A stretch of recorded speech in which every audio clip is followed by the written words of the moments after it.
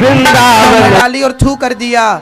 5 litre P लेकिन नशा नहीं आया क्योंकि गले के नीचे नहीं उतरी। ऐसे कथाएं तो बहुत सुनी पर प्रभाव नहीं हुआ क्योंकि कथा सुनी तो पर गले के नीचे कुछ उतरा नहीं। इसलिए कथाओं का फर्क नहीं नजर आता, कथाओं का असर नजर नहीं आता क्योंकि कथाएं सुनना होता है और सुनने के बाद उस पर चलने की कोशिश होती है। अब हम इसका अनुसरण करें। डॉक्टर दवाई दे दे, मरीज केवल दवाई रख ले, खाए ना तो आराम लग जाएगा, बीमारी ठीक हो जाएगी। ना ना, खाना पड़ता है। तो आपको जो दवाई यहां से दी जा रही है सत्संग की टॉनिक, उसे समय समय पर लेना है। और डॉक्टर एक परहेज भी बताता है, दही मत खाना, ठंडा पानी मत पीना, भात चावल मत खाना। हाँ, ऐसे कथा सुनने के बाद कुसंग से बचना भी होता है, ये कुसंग से परहेज करना पड़ता है क्योंकि कुसंग ने तो मंथरा जैसों की बुद्धि बिगाड़ दी। आज मैंने पति पत्नी दोनों को बुलाया था, आए हो कि नहीं? आए हो तो सुन लो। जितने पति बैठे हैं वो भी सुनेंगे, जितनी पत्नियां बैठी हैं सुनेंगी, ध्यान देंगी। भगवान कह रहे हैं पति की सेवा करना। दुःशीलो दुर्भगो वृद्धो जड़ो रोग्य धनो पिवा। पति कैसा भी हो, धीरज धर्म मित्र अरु नारी आपतकाल परखिए चारी। पति कैसा भी हो, नारी के लिए उसका पति क्या है? मैया, पति कौन होता है? कौन होता है? कौन होता है? दुश्मन? हाँ, फिर पति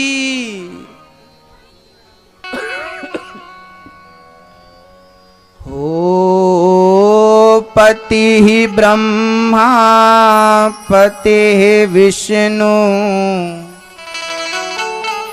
पति नरव दाधार।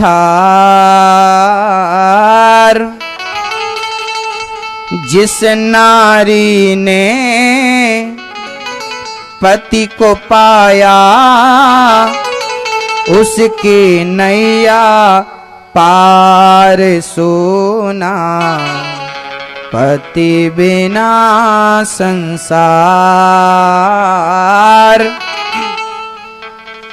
पति ही जप है, पति ही तप है, पति ही है करतार। पति ही जप है, पति ही तप है, पति ही है करतार। बिन पति व्रत के नारी का तो जीवन है धिक्कार सोना। पति बिना संसार।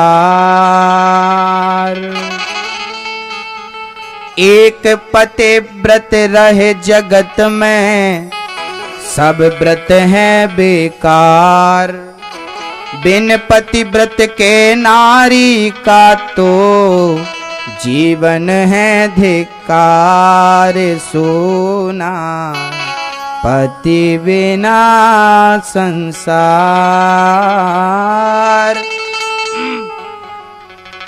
पति भगवान है, पति की सेवा नारी का धर्म है। पत्थर में भगवान प्रकट हो सकता है, पत्थर से तो पति के अंदर से भी भगवान निकल सकता है। अनुसुईया जी ने पति के सिवा स्वप्न में भी किसी पुरुष का चिंतन नहीं किया। तो पत्नी को कैसे होना चाहिए? पतिव्रता। और पुरुष को कैसा होना चाहिए? पड़ोसन को ताकता रहे, पड़ोसन को नहीं। पति के लिए भी यहाँ एक व्रत है। पत्नी पतिव्रता होती है तो पति को भी पत्नी व्रता होना चाहिए। राम जी पत्नी व्रता थे। राम जी ने अपनी पत्नी के सिवा क्या दूसरे को देखा था? रावण सीता को चुरा कर ले गया, रो रहा है। मंदोदरी बोली क्यों रो रहे हो? बोले सीता मुझे देखती नहीं। बार बार रावण जाता और कहता एक बार बिलोक मम ओरा, तब तृण धरियोट कहत वैदेही सुमर अवधपति परम सनेही। सीता मैया बोलती मूर्ख मैं तुझे कभी नहीं। रावण क्या कहता बार बार? एक बार बिलोक मम ओरा, मुझे एक बार देख लो सीता, एक बार देख लो। सीता नहीं देखती। मंदोदरी के सामने रावण रो रहा था, मैंने इतनी मेहनत करी, इतनी गालियां सुनी, लेकिन वो देखती नहीं। मेरी को एक बार भी नहीं देखी। तो मंदोदरी अपने पति को रोता कैसे देखे, मंदोदरी ने एक उपाय बताया। मंदोदरी बोली एक काम करो ना, आप राम बन जाओ, आप राम का मुखौटा पहन लो, और जब राम बनकर जाओगे ना तो वो आपको देख लेगी, तो आपका सपना पूरा हो जाएगा। रावण और रोने लगा जोर जोर से। मंदोदरी बोली अब क्या हुआ? रावण बोला तू बोल रही है राम बनकर जाना, मैंने ये चीज मैंने एक बार नहीं कई बार ट्राई की है, कई बार मैं राम बन गया, फिर क्या हुआ देखी कि नहीं? रावण बोला जब मैं राम का मुखौटा पहनता हूं तो मुझे हर औरत मां के रूप में नजर आती है, मैं क्या करूं? हर औरत मुझे मां बहन के रूप में नजर आती है। ये राम का मुखौटा है कि रावण ने भी पहन लिया राम का मुखौटा तो उसे भी मां दिखने लगी। पर स्त्री मां है, पर लड़की बहन है। पराई स्त्री का दर्शन हमारे शास्त्रों में पाप है। एक पतिव्रता, एक पत्नीव्रता आज हमारे घरों में देखने को मिलता है। आप में से बहुत सारे ऐसे होंगे जो मैं जो बोल रहा हूं उससे जूझ रहे होंगे। एक लड़की मेरे पास आई, बहुत दिनों की बात है, एक लड़की मेरे पास आई रोती रोती, गुरुजी मैं बर्बाद हो गई, मैं लुट गई। मैंने कहा क्या हुआ? बोले मेरे बच्चा सरकारी स्कूल में पढ़ता है और मुझे सवेरे खाने के बाद शाम का भोजन नसीब नहीं होता। गुरुजी मैं बहुत परेशान हूं। मैंने कहा क्या हुआ? मैंने कहा तेरा पति, अभी उसकी शादी को मात्र 5 साल भये थे। एक लड़की थी, अभी शादी हुई, मेरी बहन जैसी। मैंने कहा बहन तेरी शादी तो अभी की दिखाई पड़ती है और तू अच्छे घर की नजर आती है, फिर रोती क्यों है? मैंने कहा तेरा पति क्या करता है? बोला मेरे पति बैंक के मैनेजर हैं। मैंने कहा बैंक का मैनेजर तो अच्छा खासा कमाता होगा, तू रोती क्यों है कि घर में खाने का जुगाड़ नहीं है? बोली गुरुजी मेरे घर की समस्या कुछ और है। मैंने कहा क्या? तू साफ साफ क्यों नहीं बोलती? बोले गुरुजी मेरे पति का पड़ोसन से चक्कर चल रहा है। मेरे पति जो भी कमाते हैं सारा पड़ोसन को देते हैं, समय भी उसके साथ बिताते हैं, मुझे देखते नहीं, मेरे बच्चे को देखते नहीं। अब बताइए मैं क्या करूं? आज बहुत सारी स्त्रियों के घर बिगड़े हैं इस चक्कर में। उसका पति कहीं और जाता है, किसी और को समय देता है, किसी और को पैसा देता है, किसी और स्त्री के चक्कर में घूमता है। खुद की पत्नी रो रही है, मर रही है, परेशान है, फिक्र नहीं है, चिंता नहीं है, वो दूसरे की चक्कर में मर रहा है। दूसरी औरत उसे अपने प्यार के प्रलोभन में फंसा लेती है और ये बर्बाद हो जाता है। एक स्त्री ही दूसरी स्त्री का घर बिगाड़ती है, एक औरत ही दूसरे घर में आग लगाने में सहायक होती है। यदि औरतें ऐसा काम ना करें तो किसी भी औरत का घर ना बिगड़े, और पुरुष का घर बिगाड़ने में पुरुष काम करता है। अब वो लड़की रो रही थी। मैंने कहा तू आ गई है भगवान की शरण में, तेरा कुछ कल्याण होने वाला, तू जा। वो गई। एक दिन कथा में वही औरत आ गई कथा सुनने धोखे से, जिसके साथ उसके पति का चक्कर था। बैठी और मैं संयोगवश, मुझे क्या पता कि वो वही औरत है। मैं तो कथा जैसे आपको सुना रहा हूं ऐसे मैंने उसको भी सुनाई। मैंने कथा सुनाई और मैंने कथा में यही बात कही जो मैं आपसे कहने जा रहा हूं। जब हम दूसरों के घरों में आग लगाते हैं ना, तो हमारे घर में भी आग लगाने वाला कोई बैठा होता है। जब हम दूसरों के लिए कांटे बिछाते हैं ना, तो हमारे लिए भी कांटों के रास्ते तैयार होते हैं। जब हम दूसरों के लिए गड्ढा खोदते हैं तो हमारे लिए भी गड्ढा रेडी होता है। कहते हैं परमात्मा के घर देर होती है, अंधेर नहीं होती। यदि आपने किसी का घर बिगाड़ा है तो मेरा भगवान देख रहा है, वो 7 जन्म तक आपका घर बसने नहीं देगा। एक वैश्या थी, एक वैश्या थी। गांव के लोग बड़े परेशान थे उस वैश्या से। एक महात्मा जी आ गए। गांव के लोगों ने कहा महात्मा जी कुछ करो इस वैश्या का। महात्मा जी बोले करता हूं। महात्मा ने वैश्या के घर के सामने घास की झोपड़ी बनाई और सवेरे 4 बजे से भजन, संत तो संत, सवेरे से नहा धोकर कीर्तन, श्री राम जय जय, खूब कीर्तन कीर्तन कीर्तन खूब। अब वैश्या बड़ी डिस्टर्ब रहने लगी। वैश्या ने बाबा को समझाया कि अपनी कुटिया उटिया हटा ले यहां से, नहीं खैर नहीं, पर बाबा को कौन सी धमकी काम देने वाली। वैश्या ने अपने यारों से कहा जाओ बाबा की कुटिया को जला दो। वैश्या के यार गए और बाबा की कुटिया में आग लगाई। बाबा की कुटिया धू धू करके जलने लगी। लेकिन बाबा की कुटिया जब जली तो एक चमत्कार हुआ। क्या? बोले हवा चली अचानक, और हवा चली तो बाबा जी के घर की आग वैश्या के घर में उड़ उड़ के जाने लगी और वैश्या का घर जलने लगा। वैश्या दौड़ी दौड़ी आई, बाबा तैने मेरे घर में आग लगा दी। संत जी बोले देवी मैंने तेरा घर नहीं जलाया, तो किसने जलाया? महात्मा जी बोले तेरे यार ने मेरा घर जला दिया, तो मेरे यार ने भी तेरा घर जला दिया। बाबा जी अपनी लंगोटी का मंडल उठाए आगे बढ़ गए, जैसे तूने किया है वैसा भोग। आप दूसरों का घर बर्बाद करो तो आपका भी बर्बाद करने वाला कोई ना कोई है, इसलिए दूसरों के घर को मत ताको, मत देखो। अपनी पत्नी अपने पुत्र में मस्त रहो। आज हमारे देश में केवल बच्चे बर्बाद नहीं है, बूढ़े भी बर्बाद हैं। उन्हें इन बूढ़ों की बर्बादी का पता तब चला जब नाचने वाली नगर में आई। एक बार नाचने वाली नगर में आ गई, सारे बुढ़े मूंछों में हाथ घुमाते घुमाते आ गए। एक भी औरत नहीं थी उसका नाच देखने, लेकिन बुढ़ों की भीड़ लगी थी। तब पता चला कि ये शरीर से बुढ़े हो गए हैं, मन से अभी तक बुढ़े नहीं भरे। शरीर से बुढ़े हो गए। तब पता चला कि देश का जवान भर बर्बाद नहीं है, देश का बूढ़ा भी बर्बाद है ना। जब मैं 5वीं क्लास में पढ़ता, 6वीं क्लास में शाम में जाता और कभी कभी वहां जाकर देखता तो रात को ना, पहले के जमाने में ना नाचने वाली बहुत आती थी, आजकल तो नहीं आती, सुधर गए हमारे देश के लोग। पहले बहुत आती थी और उस नाचने वाली के नाच को देखने बुढ़े बुढ़े रात भर पैसे लुटाते थे उस पर। उतने पैसे भागवत में खर्च किए होते तो सद्बुद्धि आ गई होती, कल्याण हो गया होता। तब मुझे पता चल गया बचपन में कहानी कुछ और। भक्तों निवेदन है, प्रसन्न रहिए। आज किसी की पत्नी बिगड़ गई है, किसी का पति बिगड़ गया, किसी की पत्नी यहां वहां ताकती है, किसी का पति यहां वहां ताकता है। इसका कारण क्या है? क्या कारण है? आइए आज मैं आपको कारण बताऊं। गुरुजी हमारा पति वहां चला गया, उसके साथ घूमता है, इसका कारण आज मैं आपको बताता हूं कि आपका पति क्यों चला गया, आपसे मुंह क्यों मोड़ लिया। कारण सुनिए। कारण, सबसे बड़ा कारण क्या है? एक बात सुनिए, यदि मैं अपनी पत्नी से बहुत प्यार करूं, दिल से प्यार करूं, बहुत प्यार करूं, तो जब मैं अपनी पत्नी से प्यार करूंगा तो बताइए फिर मैं किसी औरत की तरफ देखूंगा?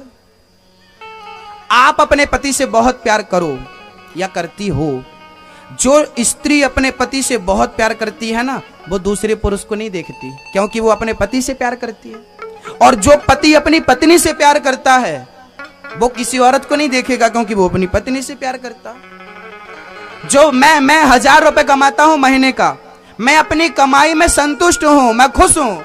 मुझे तुम्हारी गाड़ी बंगला अटारी महल कुछ नहीं, मैं खुश।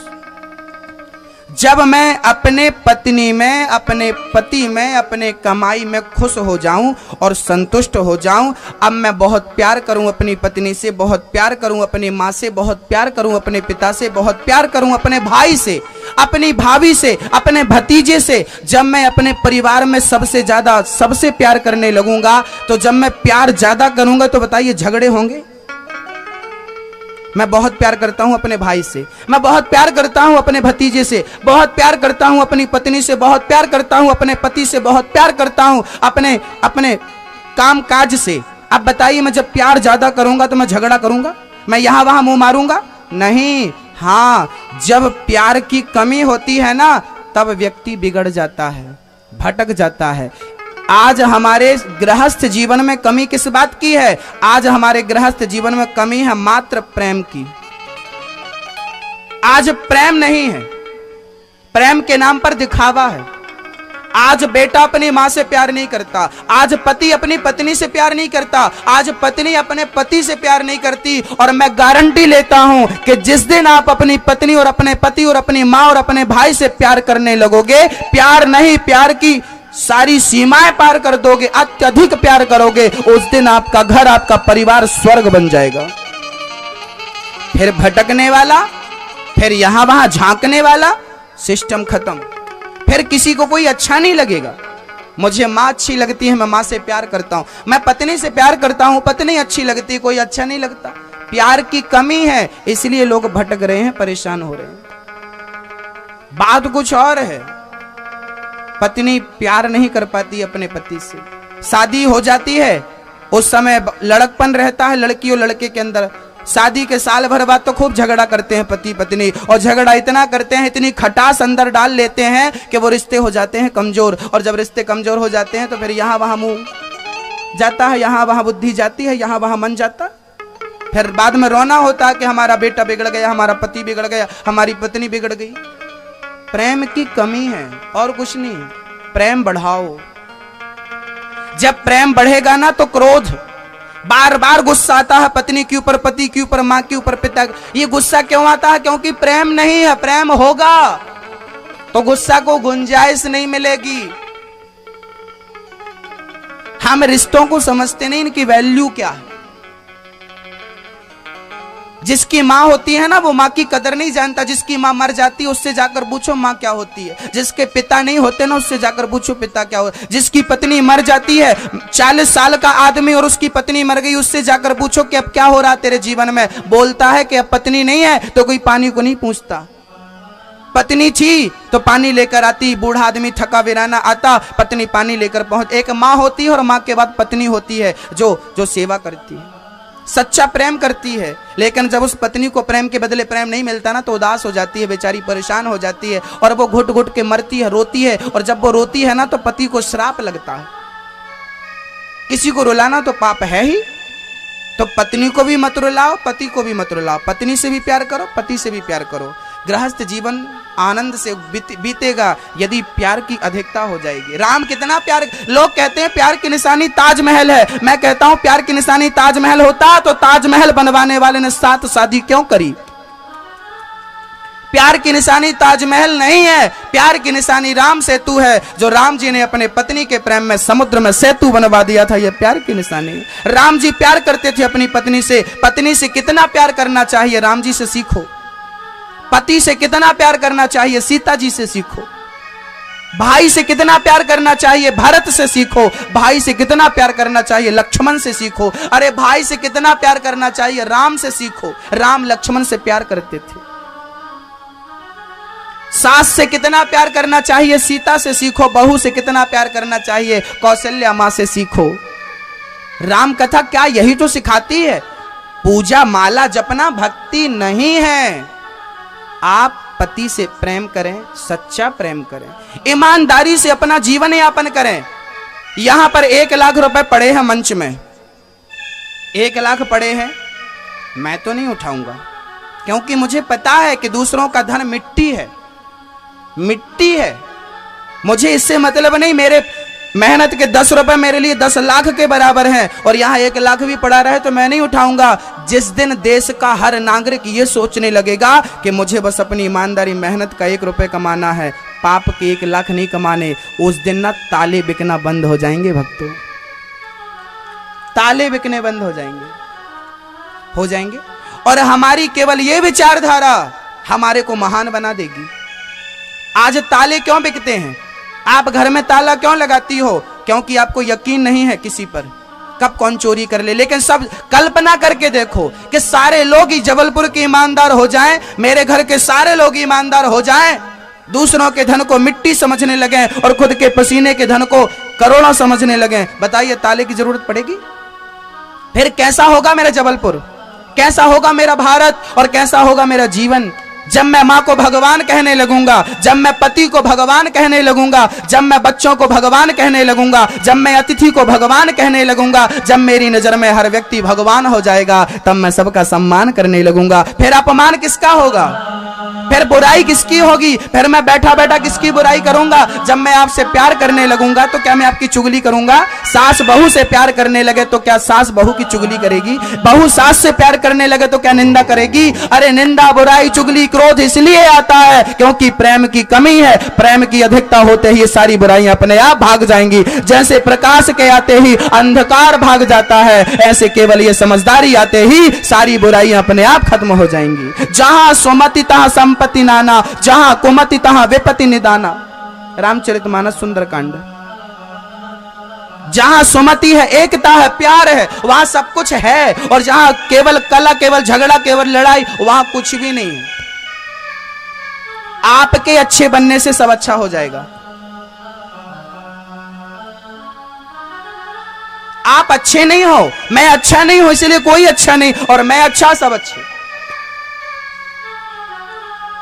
हम सुधरें पहले, फिर हम दूसरों को सुधारेंगे। आप इतने लोग भी यदि मेरी बात को यकीन करके, यदि इस पर बिलीव करके इस पर चलना शुरू कर दोगे ना, तो जबलपुर को सुधरने में ज्यादा से ज्यादा 1 साल लगेगा, पूरा सुधर जाएगा। शराबी की संगत से 4 शराबी हो जाते हैं, कुसंग की संगत करते हैं, कुसंग का रंग चढ़ जाता है। जिस दिन सत्संग का रंग चढ़ जाएगा, 1 को चढ़ेगा तो 10 को अपने आप चढ़ जाएगा। हमें वैल्यू नहीं है ना, मां क्या होती है, पति क्या है, पत्नी क्या है, वैल्यू नहीं है। रिश्तों की कदर नहीं है। आजकल लोग रिश्तों को ऐसे तोड़ देते हैं जैसे गाजर मूली तोड़ रहे हैं। ऐसे नहीं तोड़े जाते रिश्ते, रिश्तों को बचाना होता है, तोड़ना। रिश्ते बड़े नाजुक होते हैं, बचाइए, समझदारी से बचाइए, तोड़िए मत। सॉरी बोल दीजिए ना, मैंने गलती नहीं करी, लेकिन फिर भी कभी कभी मुझे सॉरी बोलना पड़ता है। याद रखना, मैंने सॉरी बोला है तो इसलिए नहीं कि मैं गलत हूं, बल्कि इसलिए कि मुझे रिश्ते बचाने आते हैं। सॉरी बोलकर मैं झुक गया, इस बहाने रिश्ते बच गए। बोल दे, छोटे बन जाइए ना। आजकल क्या झगड़ा कहां होता, मैं छोटा क्यों बनूं, मैं बड़ा हूं। तो बड़ा तो होता है जो आपने कबीर जी के दोहे सुना, बड़ा हुआ तो क्या हुआ, जैसे पेड़ खजूर।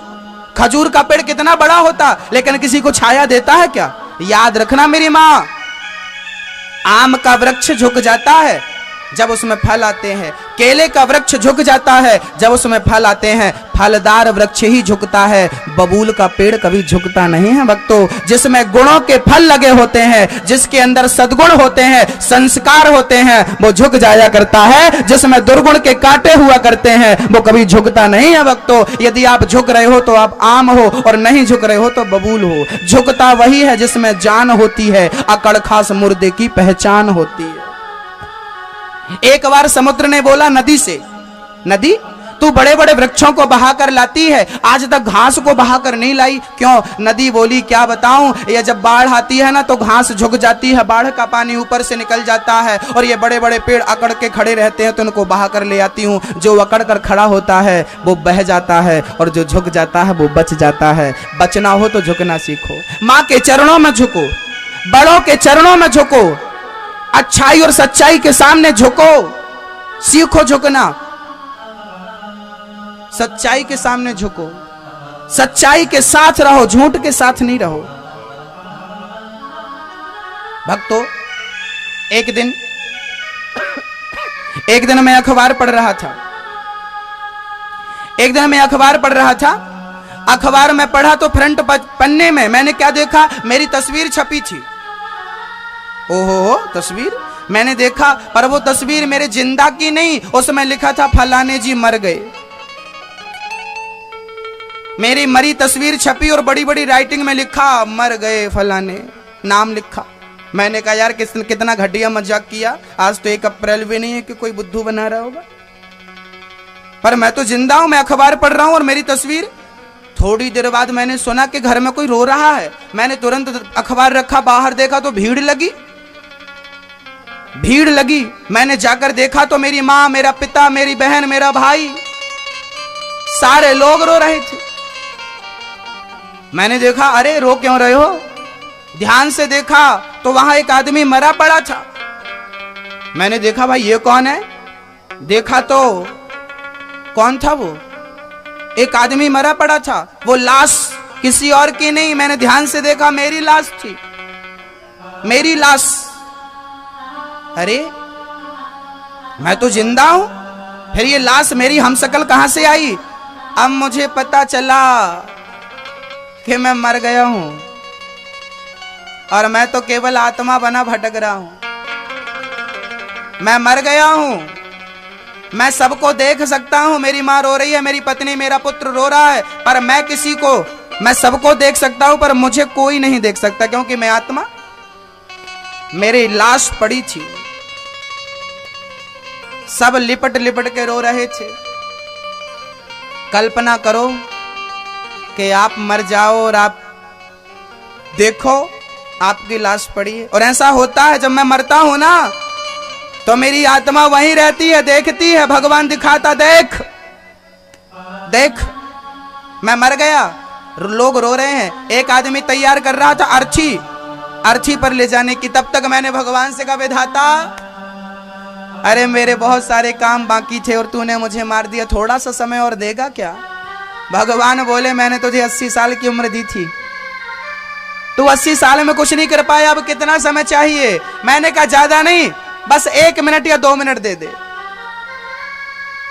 भगवान बोले 2 मिनट किस लिए?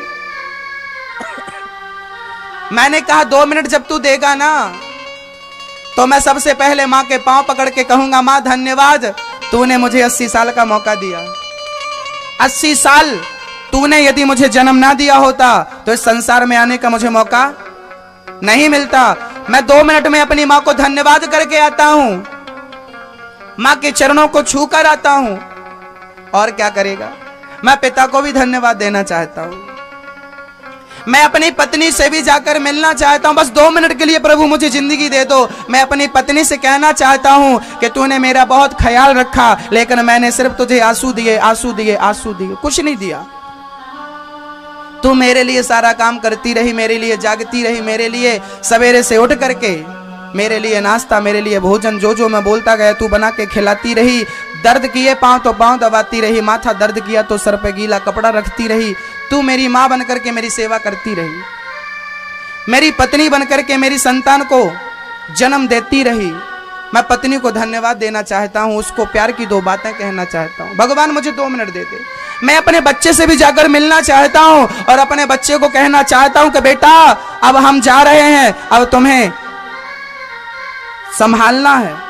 इस घर की जिम्मेदारी, इस देश की जिम्मेदारी तुम्हें संभालनी है। कभी गद्दारी मत करना अपने देश से। बच्चे को एक सही ज्ञान देकर प्रभु मैं आता हूं, 2 मिनट का समय दे दे। मैं भगवान से कह रहा था कि 2 मिनट का समय दे दे, मुझे ये करना है। भगवान बोले और क्या करेगा 2 मिनट में? मैंने कहा 2 मिनट में जल्दी से तेरे मंदिर जाऊंगा और सबसे पहला तुझे धन्यवाद देकर आऊंगा कि तेरे कारण मुझे मां मिली, तेरे कारण मुझे पिता मिला, तेरे कारण मुझे उम्र मिली, तेरे कारण मुझे संसार का हर सुख मिला। लेकिन मैं था गद्दार, मैं था नमक हराम, जो सब कुछ दिया उसे एक लोटा जल भी ना दे सका। जिसने मुझे सब कुछ दिया उसके नाम का एक माला भी ना जप सका। तेरा भी धन्यवाद, तेरा भी चरणों में प्रणाम करके तेरा नाम लेके मैं अभी आता हूं, बस 2 मिनट का समय दे दे, जा रहा हूं मैं। भगवान बोले ठीक है चल ले। भक्तों कल्पना करिए कि जब आपकी मौत आपके सामने खड़ी होगी और आप यमराज से कह रहे होंगे कि हमें 1 मिनट या 2 मिनट के लिए छोड़ दो, तो आप बताइए क्या करेंगे उस 2 मिनट में? एक सेठ जी थे, कंबल ताने सो रहे थे। यमराज ने कंबल निकाला, चल मौत आनी, तेरी मृत्यु निकट है, चल। यमराज से बोले सेठ जी मैं नहीं जाऊंगा, मैं बड़ा पैसे वाला हूं, तुम पैसे ले लो और जाओ। यमराज बोले यहां पर घूसखोरी नहीं चलती, चल जल्दी से। सेठ बोला अच्छा मेरा पूरा धन ले लो, मुझे 5 दिन की मोहलत दे दो। यमराज बोले 5 दिन बहुत होता है। यमराज बोले मैं ज्यादा से ज्यादा तुझे 1 या 2 मिनट का समय दे सकता हूं। सेठ जी बोले ठीक है। सेठ जी बोले 2 मिनट का समय दे दो। सेठ जी ने कागज निकाला, कलम निकाला, कुछ लिखा और लिखकर बोले चलो हो गए 2 मिनट। यमराज बोले अभी तो बहुत रो रहा था, 2 मिनट में ऐसा तूने क्या लिख दिया कागज में? सेठ जी की डायरी जब भगवान यमराज ने पढ़ी तो उस डायरी में सेठ जी ने लिखा कि दुनिया वालों, पैसा कमाने में अनमोल समय खर्च किया था, लेकिन आज वो पूरा पैसा देने के बाद भी तुम्हें 5 मिनट की जिंदगी वापस नहीं मिली। क्या पैसा कमाया तुमने? पैसा कमाने के लिए समय बर्बाद किया, आज वो सारा पैसा खर्च कर दोगे तो भी आपका समय, आपका वक्त आपके पास आने वाला। कीमत पैसे की नहीं है, कीमत समय की है। समय को पहचानिए और समय का सदुपयोग करिए, है ना?